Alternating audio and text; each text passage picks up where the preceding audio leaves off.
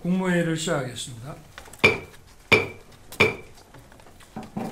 저는 지난주 세계 최대 안보 동맹인 나토 창설 75주년을 기념하는 워싱턴 정상회의에 참석하고 금요일 밤늦게 돌아왔습니다. 나토 정상회의 참석에 앞서 대한민국 현직 대통령으로는 처음으로 하와이에 있는 미국의 인도태평양 사령부를 방문했습니다. 인태사령부는 지구의 절반을 차지하는 광활한 지역을 담당하고 있습니다. 따라서 한반도 안보에도 매우 중요한 역할을 담당하는 곳입니다. 이번 방문을 통해 인태사령부의 방대한 정보 및 작전 운영 현황을 직접 확인했습니다. 그리고 한반도 안보를 위한 인태사의 대비태세와 우리 군과의 협력 현황에 대해 심층적인 보고도 받았습니다. 인태사의 지휘관과 장병들은 한미 동맹의 단단한 결속을 확인해주며 뜨겁게 환대해 주었습니다.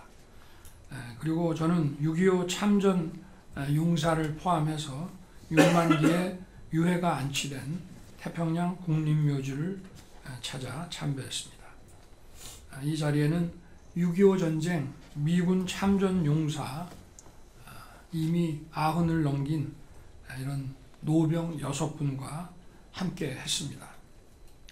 저는 이분들의 헌신과 용기에 감사의 뜻을 전하고 더 든든한 마음으로 나토 정상회의에 참석할 수 있었습니다. 대한민국이 3년 연속 인도태평양 파트너국의 일원으로 나토 정상회의에 초청된 것은 자유세계의 주요 일원으로서 우리나라가 국제사회에서 차지하는 높은 위상과 함께 대서양과 태평양의 안보가 그 어느 때보다 긴밀하게 연결되어 있음을 보여주는 것입니다. 나토 32개 회원국들은 이번에 워싱턴 정상회의 선언을 통해 불법적인 러북 군사 밀착을 한 목소리로 규탄하고 나토와 인태국가 간의 협력 필요성을 강조했습니다. 대한민국을 포함하여 일본, 호주, 뉴질랜드의 인태 파트너 4개국도 별도 IP4 회동을 갖고 러북 군사 협력을 규탄하는 강력한 공동 성명을 채택했습니다. 이번 나토 정상회의에서 나토와 인태 파트너국들 간의 협력을 제도화해 나가기로 한 것도 의미 있는 성과입니다. 우선 우크라이나 군 의료 지원과 함께 사이버 안보, 허위 적대 정보를 동원한 하이브리드 위협, AI 기술 분야에 걸친 중점 협력 사업을 추진하기로 했습니다. 또한 저는 미국과 유럽의 주요 싱크탱크가 주최한 나토 퍼블릭 포럼에도 참석했습니다. 규범 기반의 글로벌 질서를 수호하기 위한 가치 공유국 간 연대의 중요성을 강조하고 관련 분야 학자 전문가들과 의견을 나눴습니다. 그리고 저는 나토 정상회의 기간에 12개국 정상 그리고 나토 사무총장과 모두 13차례의 양자회담을 가졌습니다. 특히 저와 미국 바이든 대통령은 한미, 한반도 핵 억제, 핵 작전 지침을 승인하는 공동성명을 채택했습니다. 이 지침을 통해 마침내 한미가 함께하는 일체형 확장 억제 시스템이 공고히 구축되었고 한미 동맹은 명실상부한 핵 기반 동맹으로 확고하게 격상되었습니다.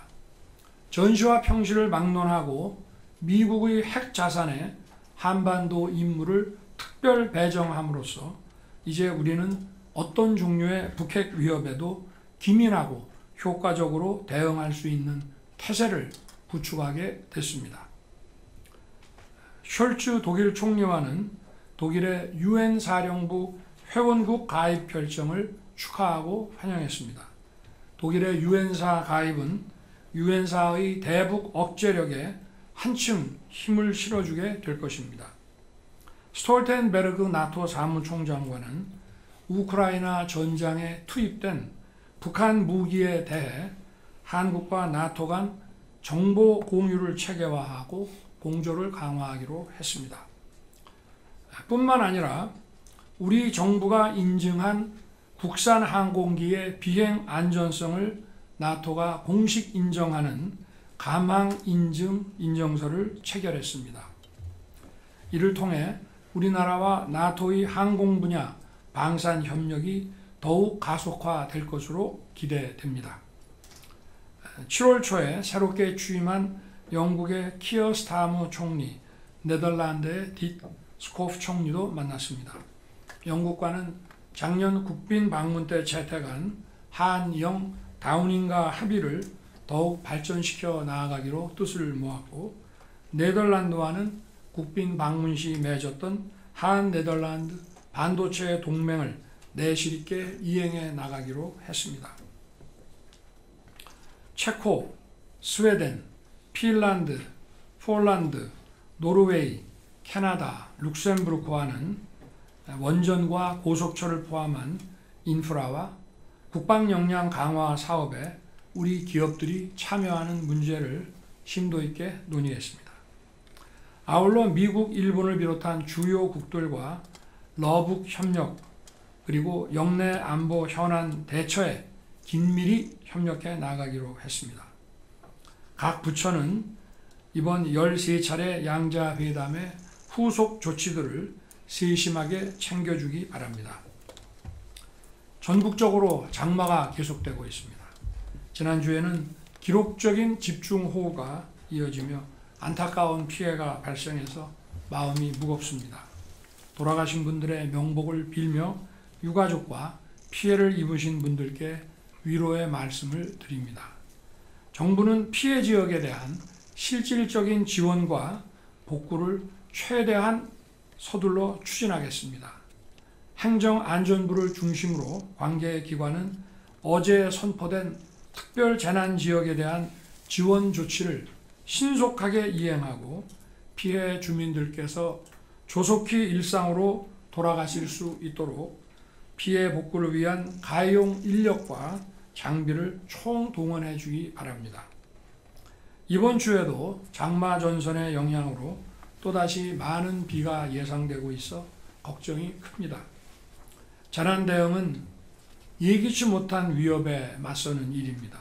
특히 최근처럼 예측 가능한 수준을 넘어서는 재난이 반복적으로 발생할 때에는 종래 데이터 예측을 넘어서는 조치와 대응 역량 구축이 필요합니다. 첨단 과학기술을 적극 활용하여 재난 예방과 대응의 패러다임을 근본적으로 바꿔나가야 합니다. 모든 부처와 지자체는 훨씬 세밀하고 한 걸음 앞선 정책들을 수립하는 데 역량을 집중해 주기 바랍니다. 내년은 광복 80주년입니다. 오늘 우리가 누리는 자유와 번영을 위해 얼마나 많은 희생과 헌신이 있었는지 다시 한번 되짚어 볼 때입니다. 오늘 국무회의에서는 범국가적인 광복 80년 기념사업을 추진하기 위한 대통령령의 제정안이 상정됩니다. 모든 국민이 함께 머리를 맞대어 대한민국 광복 80년의 역사와 글로벌 중추국가 비전을 보여줄 기념사업들을 함께 만들 것입니다. 기미 독립선언서에서 자유의 정신과 세계 평화를 외친 독립운동가들의 꿈은 이제 한 세기를 지나 세계의 자유, 평화, 번영에 기여하고자 하는 대한민국의 비전이 되었습니다.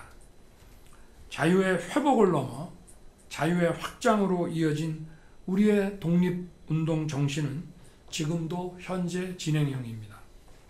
아직도 끝나지 않은 자유를 향한 전진이 더 힘찬 발걸음으로 이어질 수 있도록 국민 여러분께서도 함께 힘을 모아 주시기 부탁드립니다. 감사합니다.